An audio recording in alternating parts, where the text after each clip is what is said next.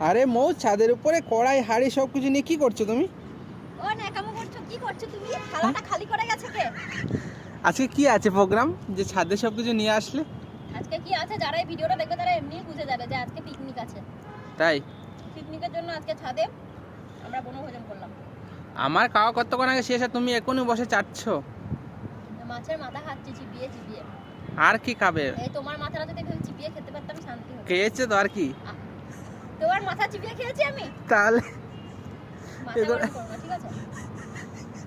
এবার মাঝে মাঝেটা চাবাও। সকাল থেকে রান্না করে করে এতগুলো আইটেম বানিয়ে বসে আরামসে খেয়ে দিয়ে এখন ক্যামেরা অন করে চলে এসেছে। তুমি কি চিবিয়ে চিবিয়ে খাচ্ছো? ঠিক আছে, নাও, আর খেতে হবে না, উঠো। অনেক খেয়েছো, চলো। খুব ঠান্ডা লাগছে তো, পিকনিক খেতে এসে ঠান্ডায় আমি কেঁপে গেলাম।